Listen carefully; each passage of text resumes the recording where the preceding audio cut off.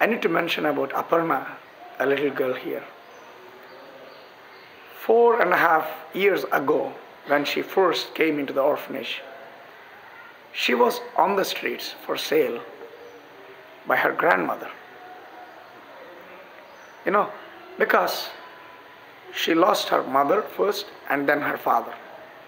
So her grandmother was so old, very old, she couldn't even support herself. So what she did is, she just put her for sale on the streets when she was like 4 years old. Now she's about 8 or 8.5 years old. So she was very little cutie girl. I call her princess of the orphanage. So when I saw her, she was very muddy, dirty, no proper food, no nutritious body, physique. But even then I could see the inner beauty in her. And I said, okay, if she's on sale, why not we buy her?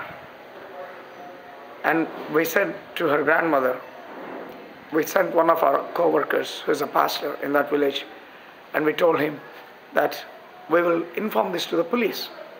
Then the first question she asked the pastor, Moses, is, what would police do, or what would you do? If I sell her, I get few thousands of rupees, which can sustain me for another 2 months or 3 months. But are you going to sustain me? So there was no answer.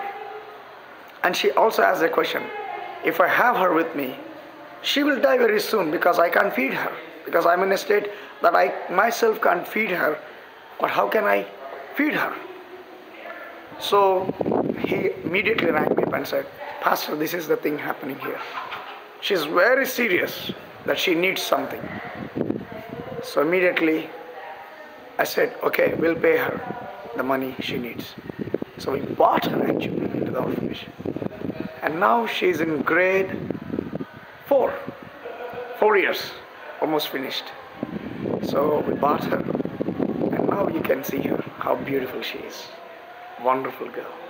Very beautiful. And she, even at that age, she had known what adultery is, what debauchery is, what alcohol is, because she has grown up with such kind of community there. So we had to talk to her, speak to her, and we had to spiritually counsel her and also give her many guidelines as to how she has to live in a very moral way. So in the very initial stages, we had to couldn't take those kind of words which she used to use here. Those words are not common words which many people use, or even children from our homes use.